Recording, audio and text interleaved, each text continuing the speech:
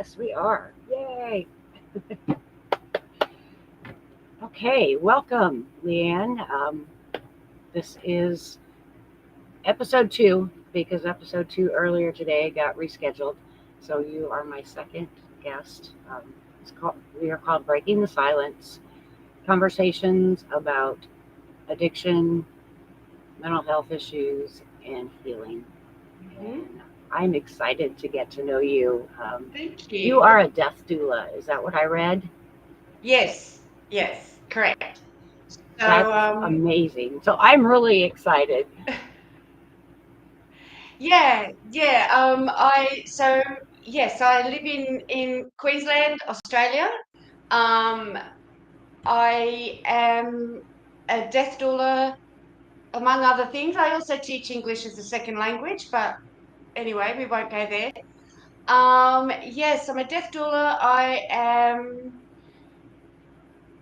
not practicing as in with clients, sitting vigil, etc. My goal at the moment is community education, to talk about death, Okay, to make death a safe healing space rather than a space of fear.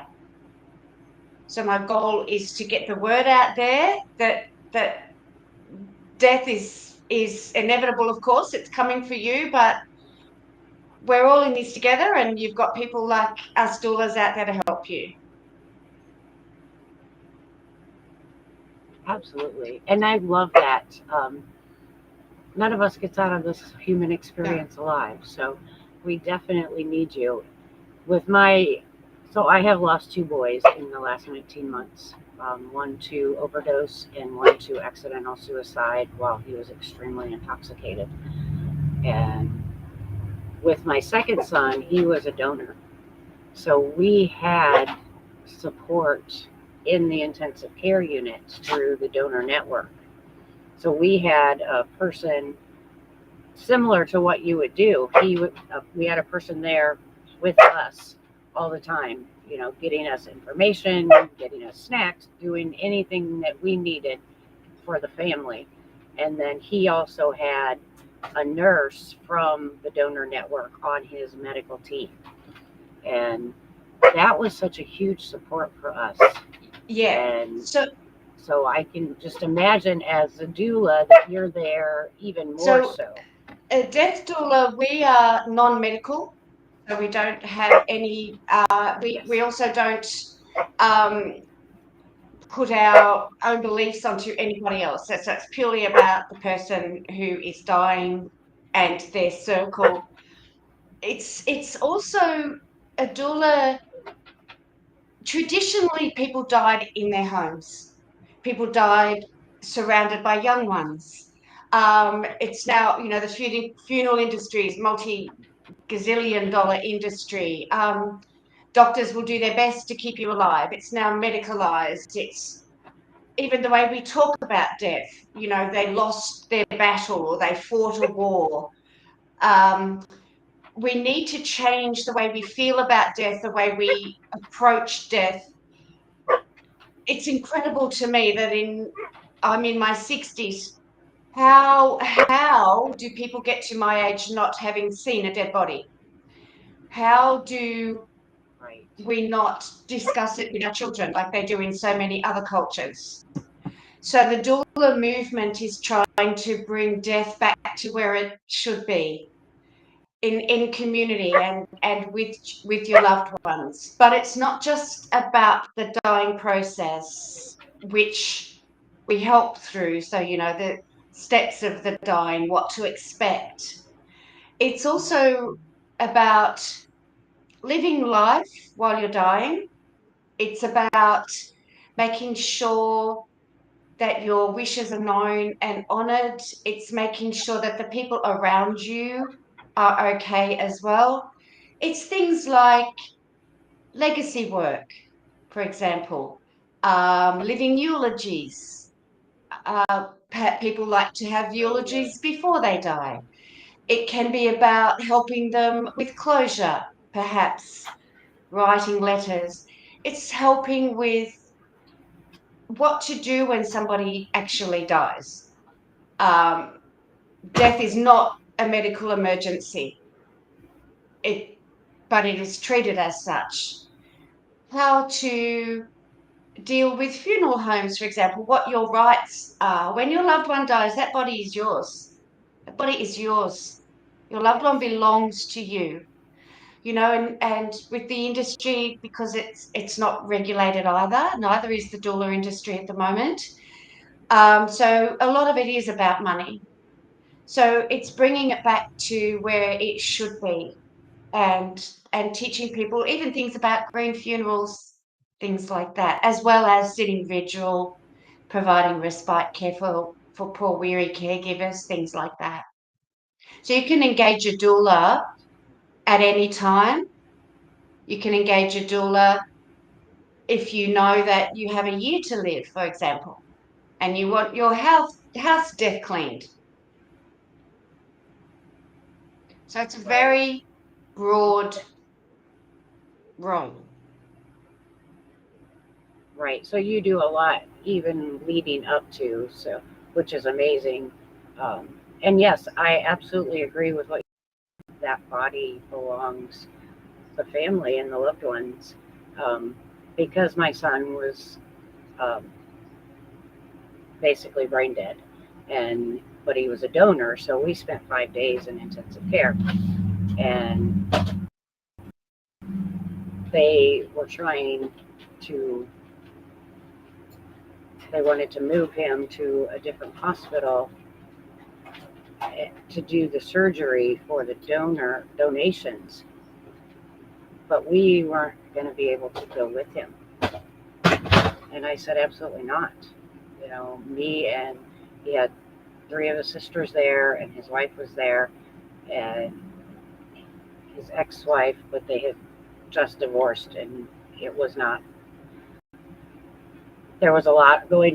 She's still part of the family and still very much, cared about him. So she came out here also, and we're like, no, we're not leaving him.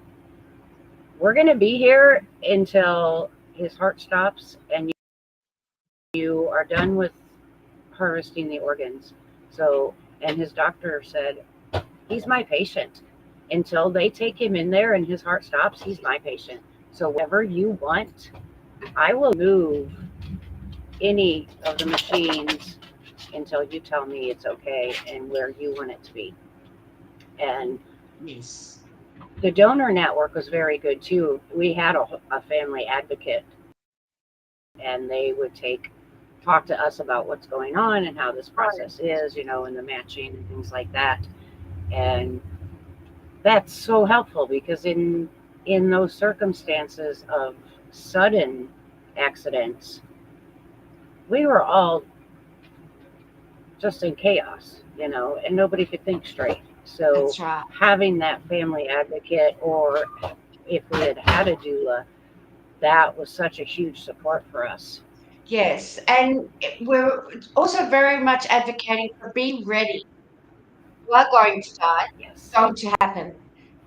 Don't put your right, family through unnecessary trauma.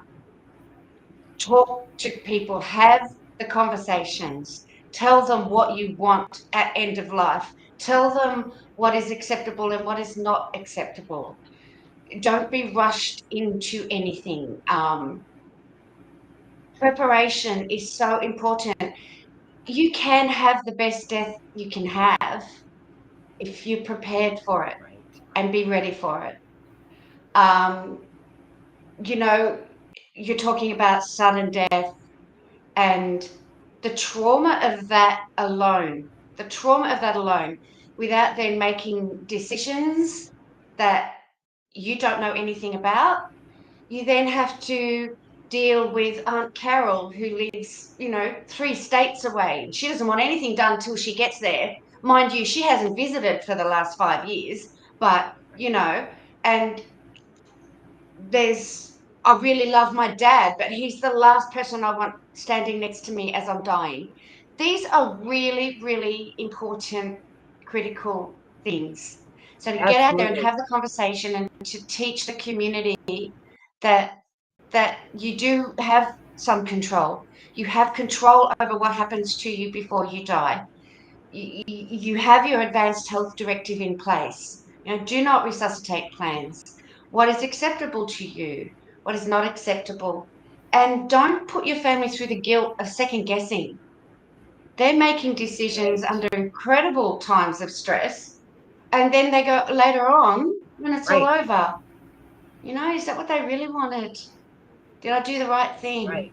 You know? So there's a lot, And I of, was very grateful he chose to be a donor.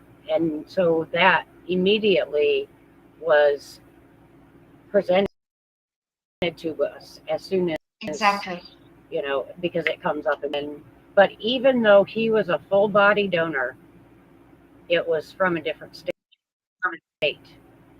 because when he got his driver's license, he was in Indiana and he did full body donation. Well, he was living with me here in Arizona. So, because of different state laws, I still had to give consent, and they still wanted to contact his dad, who didn't want to give consent because he wanted to be petty. He hasn't spoke to his father in 10 years or more. His wife never even met his father. But because when my son got married, he took his wife's last name. And so his dad was still angry Yeah. and wanted to be petty and said, "I'm not going to sign this." And then we would have had to get like a court order. But that was his dying wish. He did that when Exactly. he was 16 years old, and he always was proud of being a donor. And I was like, Yes. no, we are doing this. This is what he wanted. But yeah, those things can come 100%. up. But at I'm 29 I'm years very old, he was not preparing for his death. exactly. Exactly. We're not preparing for our children's death. My Right, eldest daughter, oh, years ago now, her best friend died in her sleep at 20 years old.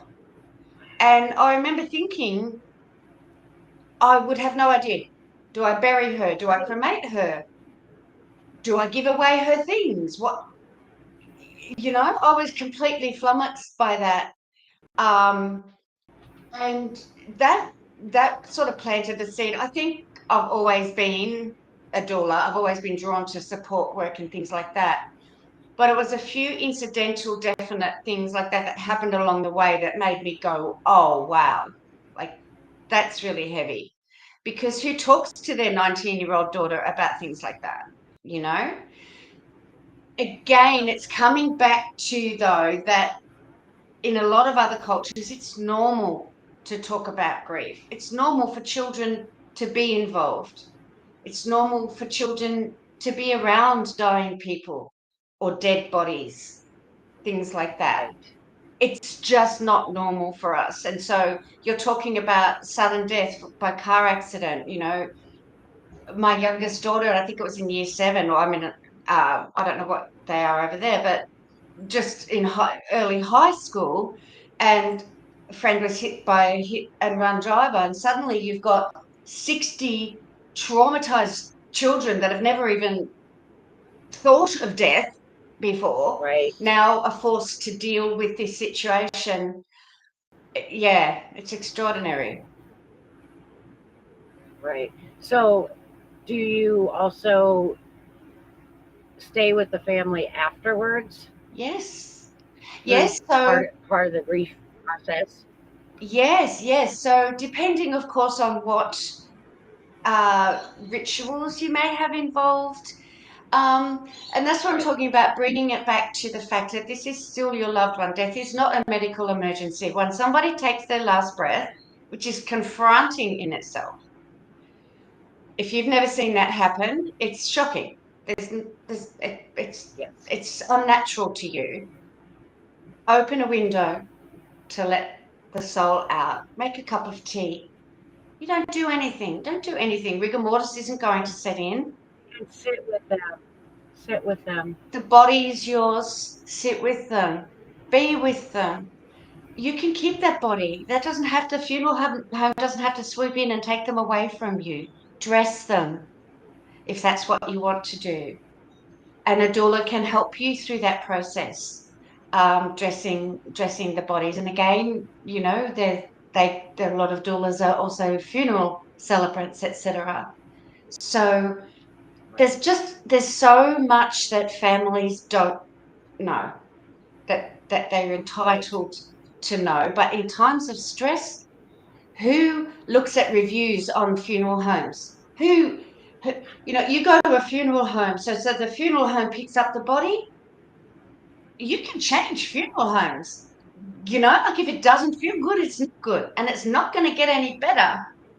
But you're traumatized and you're stressed. You know, you're not Right. necessarily making the right decisions. And you're not in any mental shape to be making those decisions. I know 100%.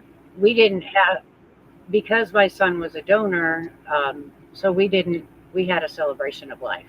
Yeah. But even that, take, his wife and I went to the church that they were members of, and just sitting there and planning his celebration of life was just, I have never done that. And she's still young, barely 30 years old. And that was really hard.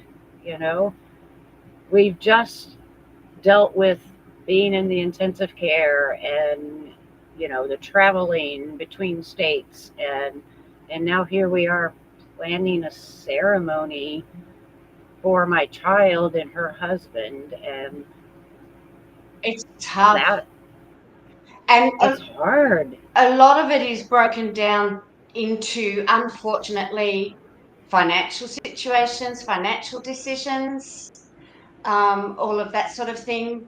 Um, yes, and planning is, and that's why a lot of people do like to do their own ceremonies Yes. before they die, or to have planned their funerals, you know, down to the last detail, because it enables them, you know, some people, it takes them out of the fact that they're dying. It's giving them ownership of the situation, you know, taking them out of that space and into a practical space.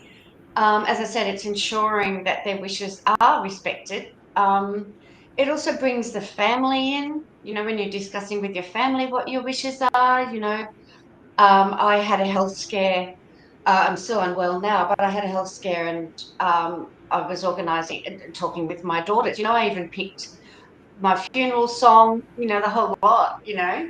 Here I Go Again by Whitesnake, by the way. Here I Go Again on my own. Oh, I love it. I love it. That's going to be my I tune. grew up with White Snake. Yeah, going down the only road I've ever known. That'll be me. Right? Um, That's awesome. yeah, so why not? But it gives Why you those final decisions ahead of time, and it, like you said, it takes the trauma and second the guessing? stress off of the family. And Yes. why not? Why don't we discuss that? We discuss where we're going on holidays, we discuss what we're going to do in retirement, we discuss all of these things, but this is the thing, the one thing. It is your final hoorah. You got one chance to get it Yes, right. exactly. And the dying And it's because process, you know? there's such a fear around death, Yeah, yeah. and such a such everybody fears it. And that fear then also comes in because now I'm working with parents through grief, that parents that have children with addiction and mental health issues, whether they've lost them to death or not, you still grieve and still have. I went through 20 years of grief with addicted children. And then if you do lose them to death, then you are processing all of that over. But that fear of death and the fear of those stigmas and that judgment, people don't know how to grieve because nobody talks about grief. And that's why I started this podcast, Fantastic. because nobody's talking about it. Nobody talks about how do we deal with this? And it's not your fault. You're not a broken parent. Your child was not broken. It just is part of their journey. And you have to let go of that shame and learn how to still love them in a different form. That's why that's what I'm talking about when I talk about education and talking about the way we talk about death, that change our language around death. You're exactly right. And that's what I'm saying, your son didn't lose anything. He didn't fail at anything. He didn't fail to stay alive because death beat him. Like, what? You know what I mean? Right, It's that combative feeling of death, that and also right. fear of the unknown. I mean, you know, everyone Yes, wants a good death. What is a good death? But death is death. It's not pleasant. Um, right. it is what it is. Your Well, body, this and for vessel, your body is just done. is Right. done. Our soul and spirit are still there. We're just not in that body. That's right. And Yes, and that was what helped me the most is knowing, and my boys haunt me and talk to me and we have conversations, but most people don't really believe in that. And mm, it's like, grief is, it's the loss, but it's also you don't know where to love. Where do you send that love if that person's not physically there? mm, And to be able to show people that I still love my boys and they're still here. They stand on each side of me all the time. Sometimes they're picking me up off the damn floor because I still miss them, mm-hmm, but they're always there. yep. And my older son has channeled through and told me I'm everywhere now because I'm an angel. So they're still sassy as shit. And Well, my it's husband, that knowledge. unfortunately, addiction claimed him as well. Alcohol. Um, he died at 60, but he had no spiritual leanings whatsoever. Like, once you die, you die. That's it. Whether that was a comfort to him, I'm not sure, but he knew that that was not my belief. And mm, he visits me, and I got a message too from a healer who said that I was right, and it was more beautiful than he expected, and then he couldn't wait to show me. But what he would love about it would be finding out all the mysteries. That's what I'm looking forward to. Right? Oh, yeah. I'm so excited Yeah. about what the heck is going to happen to me. I don't want to. Don't get me wrong. I've got I've got dreadful fear of missing out, but that would have been so. I was with him only a couple of hours before he died. I think he planned it that way. But he would have been completely absorbed in and wrapped in the whole process as much as he could have been, for sure. Yeah. But from a lot of the literature and a lot of the study, a lot of people do, as they're dying, going through the stages of dying, they do tend to find some sort of spirituality, or some find religion, but some do find they have visions, things like that, knowing that someone is waiting for them. And once that starts to happen to them, if they're fortunate enough that that happens to them, they do very much shift. They see the mystery beyond the veil. As the veil gets thinner, Yeah. it changes for them completely. Absolutely. So, and I think Well, and as us left behind, we can take comfort from knowing that this is the next step. This is the ultimate. This is right. what we've It's the next chapter of their journey. lived for all this time. right. And this is And and I this I is talk the not about the it a price lot we that it's not the price we pay. This is the gift that we get at the end. yes, right, That's my belief. absolutely, But again, as a doula, I would never put that onto anybody else. That's for sure. right. You may a lot of doulas go by different names too. Just incidentally, that you may hear them called death walkers. You may also hear them called death midwives. So if you think of them as Oh, a death midwife, they're doing the same thing as a birth midwife. right, Oh, right. And Someone wrote. and we have Someone doulas wrote. also for birth. Someone wrote on my page, "Oh, you doulas, you get us on the way in and on the way out." But how beautiful that you're there Mm. for, you have a doula for the beginning of life. And I had midwives. I had three home births. So I experienced midwives.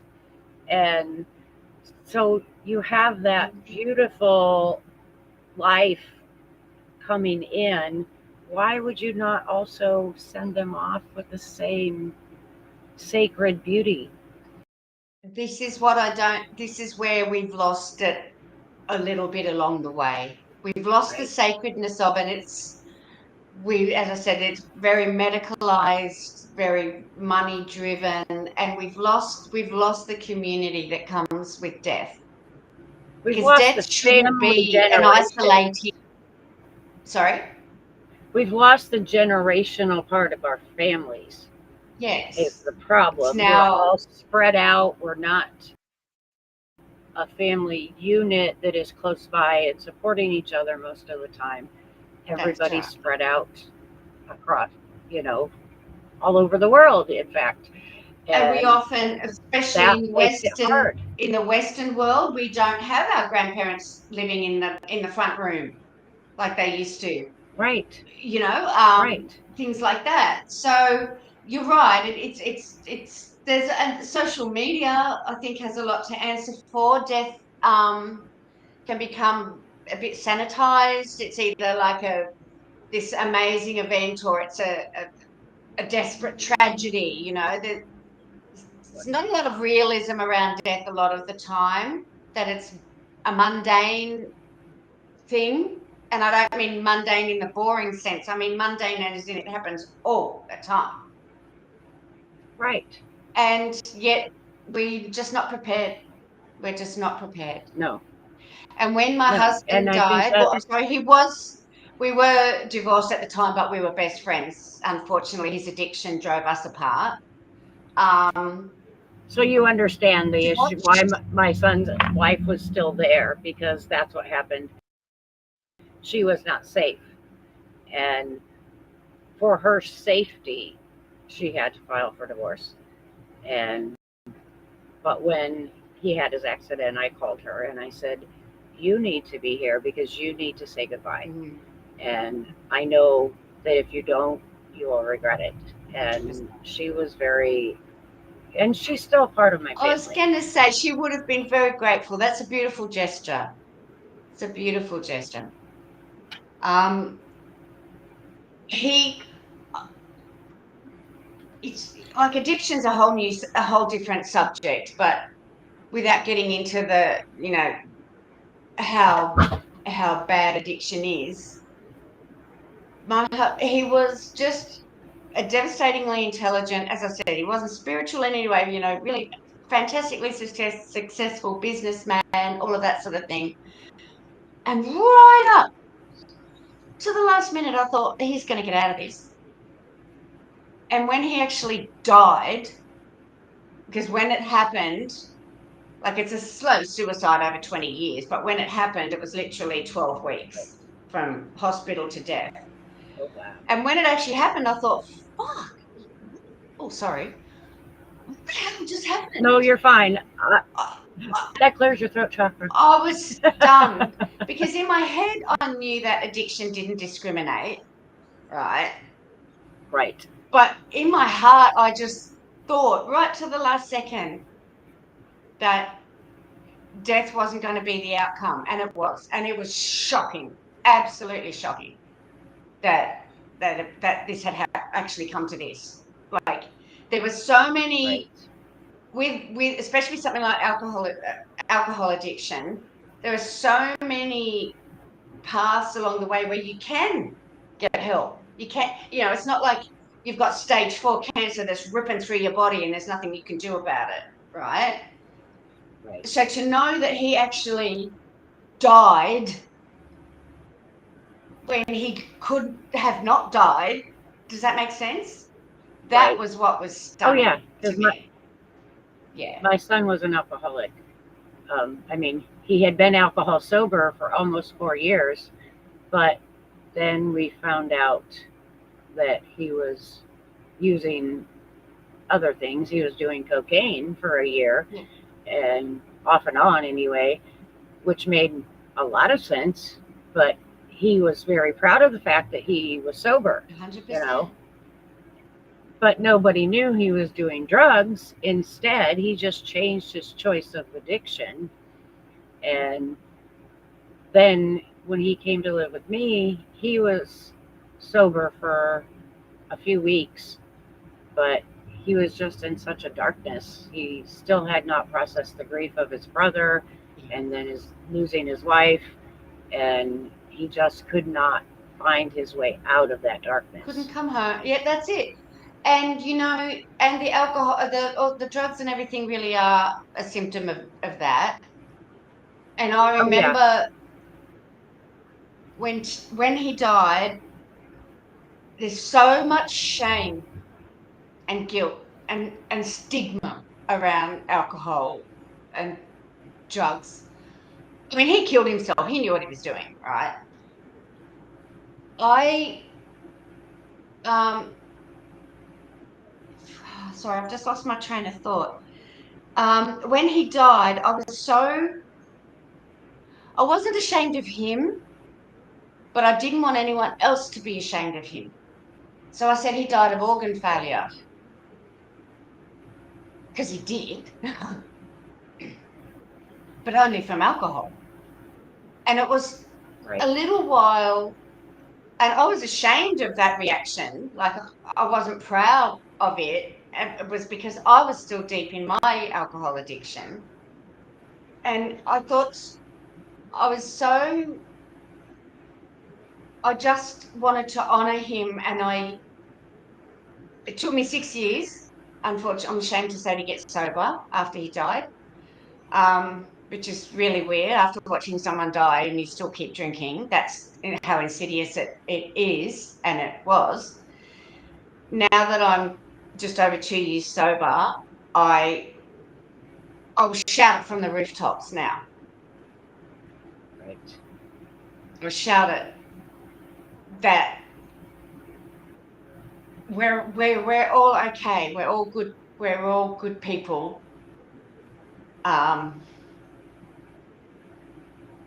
We just addiction and grief, that they just feed off each other.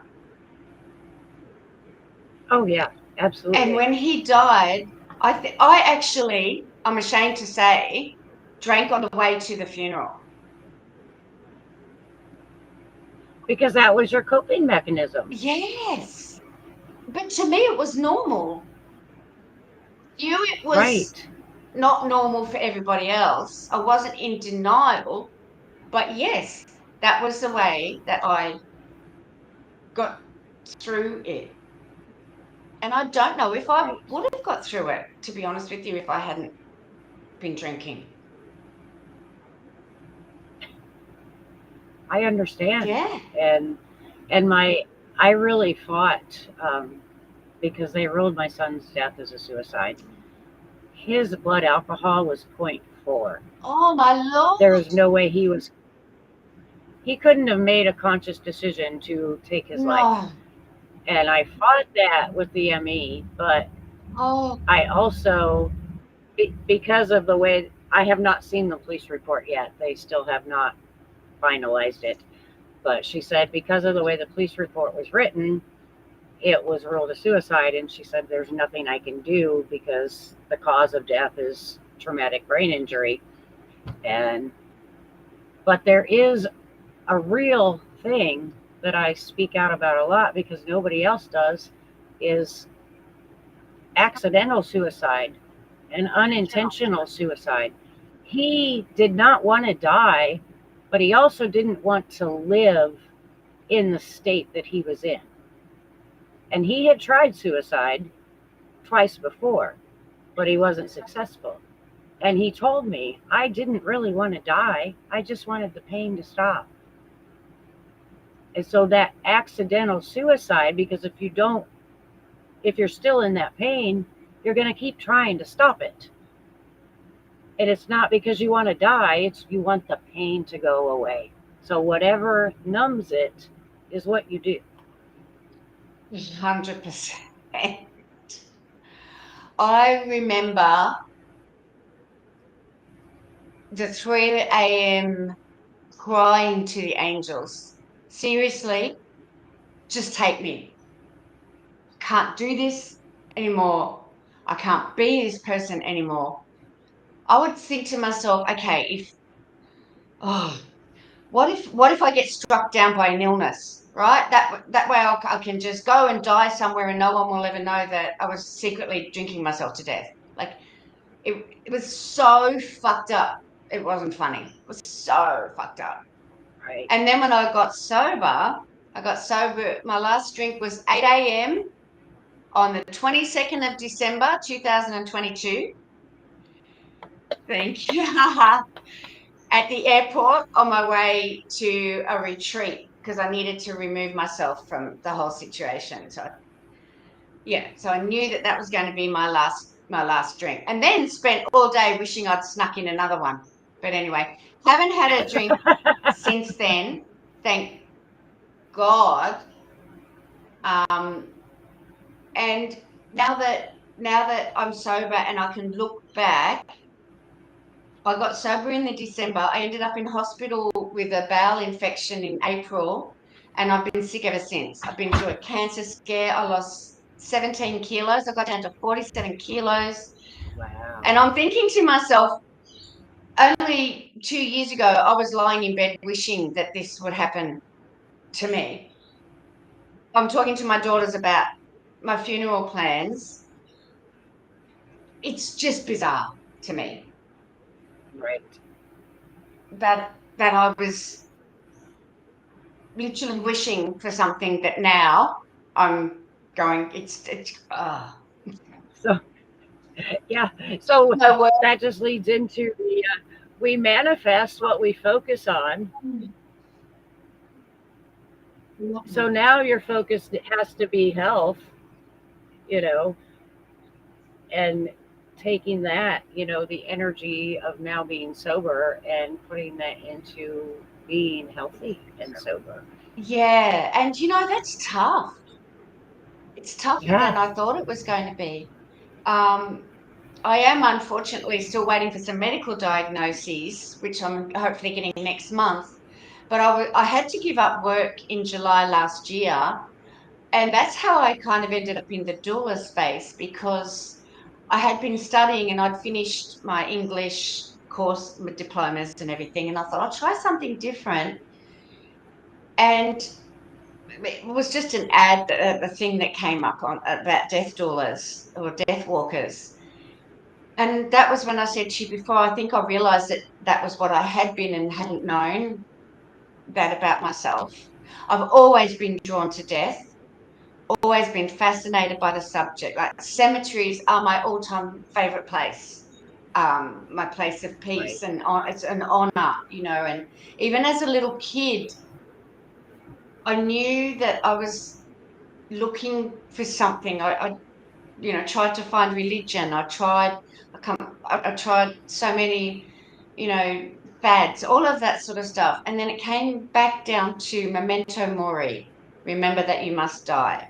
And when I started looking into that and becoming the death doula side of things, that's what I had been looking for all this time.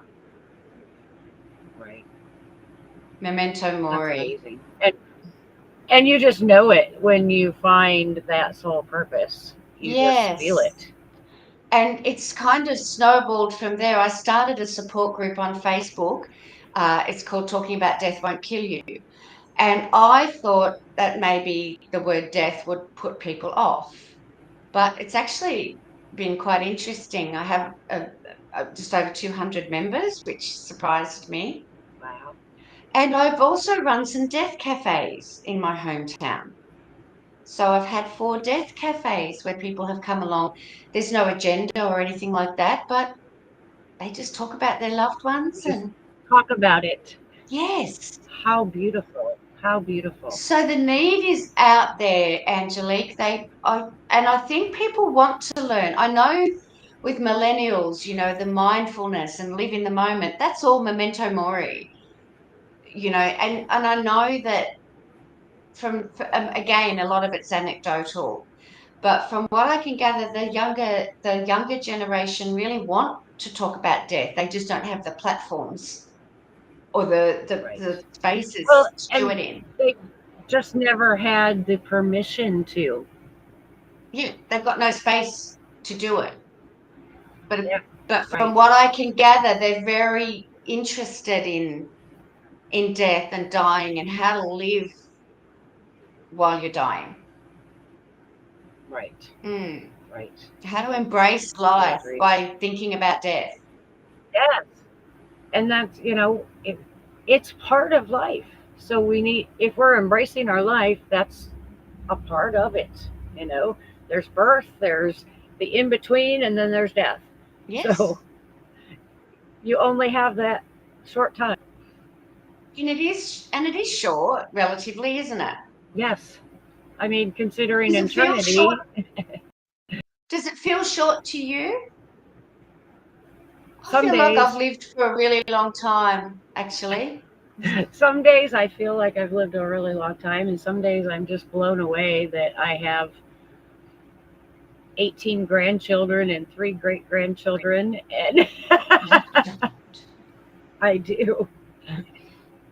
How wonderful. I have 10 children. I have 10 biological children. So the Oh my large gosh. family is Very just going to large. happen. Yes. Yeah. Well, see, that's another thing with a family the size of yours. If something happens to you, you know, they need to all be on board together in the same boat. Yes. And as I And said, we when have, you've got siblings that are arguing and right. it's Well, and we but in have the talked end it's a about lot you. about it. Yeah. And we have talked a lot about it since losing, well, my younger children have lost 3 siblings in 2 years. Wow. Oh wow. And so we have talked a lot about, you know, the grief and the death and, being prepared because they were all young. So none of And them were prepared. has it changed their outlook on how they live their life, do you think? Yes, some of them are still spiraling because they're not processing and they have unhealed trauma, Mm. but some of them, yes. There's been lots of shifts and lots of healing, and there have been a lot has been a lot of generational healing, and that's part of my What soul an contract is oh, I'm an do you know I don't know if you know human design, but I'm a 5-1 generator. So I came here to be disruptive, and I came here to break those generational curses and to do things like this where we talk about the things that nobody talks about. yeah, And that's why I named this Breaking the Silence, because we have to normalize these normal parts of life. yes. I agree completely.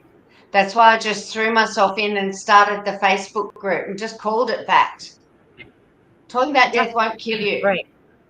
I It love it. I love it. same as And talking I about just started a Facebook group with pregnancy isn't going to make I, you pregnant. right. I just started a new one too because I started doing workshops, and so I started a Facebook group for the people that come to the workshops, that we can carry on the conversation from the workshop in the Facebook group. And um, because it's all about grief, and there are so many types and levels and degrees, and all grief is unique. You know, the grief of both of my sons is totally different. There's a saying, if you've seen one person's grief, you've seen one person's grief. Yep, exactly. And so it's, and I've just gotten that clarity of who I can impact, how I can impact the most, and the clarity of working with the parents and families of children with addictions and mental health issues, because I had amazing support through all of this. But the one thing I didn't have that I wished I had was somebody else who's been there and experienced the same type of loss. And I didn't have that in those 2 a.m. moments of silence when you can't sleep because your brain is going 8,000 miles an hour and you miss your kids, to have somebody to reach out and say, hey, just sit with me. I don't care if we talk. I just need to know somebody else is there that knows what the fuck I'm going through. So I want to be that for those parents. That's so beautiful, Angelique. What a wonderful mission. Yes, because death is very isolating and it shouldn't be that way. It should be Yes, an event. it is. Well, they figure, 2 weeks after the funeral, then you should just go back to living. That's And right. And everyone is if going you back lose to a living. child, you change. You can't. You're not the same person. And you got No, to pick up the pieces. you're You've been fundamentally, shattered, you're, completely shattered. you're a different person than you were yesterday. Oh, absolutely. In fact, I just wrote, I have a 3-part post series right now going on with the correlation between grief and Easter, Yep. because it's Easter's weekend. So, Friday, Good Friday is the death. And then Saturday is the liminal space in between. And then Sunday is the resurrection. When we go through that portal of grief, there is a resurrection if you allow it. And so I've been writing that this weekend. And but I'm a Yes. day behind. So the next one goes up tomorrow. But it really is that portal to your soul and who you truly are. Oh, 100%. And what people don't realize either is actually what a privilege it is to share such a profound experience. Like there's no other word for it. To Right. watch somebody leave their body, how much more profound can it get? Right. And yet we shy away from it because we are scared. Of course we're scared. We're always scared of the unknown. And I think too, it the more we look away from it, the more we think it's not going to happen to us. It Right. happened to Well, that and person over there, exactly. not You me. know, we see it through our own filters. Exactly. Yes. Well, And then when it we happens to you, you don't have anything planned. exactly. You have no Right. resources, you have no tools, you have no Right. knowledge. Exactly. Well, thank Yes. you so much. If you do, Oh, you have one last short thought? I don't want to run up real late over time. We could talk for hours, obviously. oh, me too. Look, my honestly, I just want to thank you for the opportunity to talk about this subject too. But I would just say to our friends, just welcome the subject and empower yourself, and and and it can be such an enriching process if you allow it to be, Absolutely. because yes, you're right, we're not getting out of this alive. Death's Yep. coming for you. Exactly. Absolutely. Thank you again so much. Thank you. I will get all of your links and post them with the the replays on all of the socials, so then people Thank can you. get a hold of you, and we will stay in touch. I would love to. I would love to do some workshops or something like that. I just think what you're doing is Absolutely. amazing. Thank you for opening up this space. You're welcome. Have a Okay. wonderful rest of your day. You too. Bye.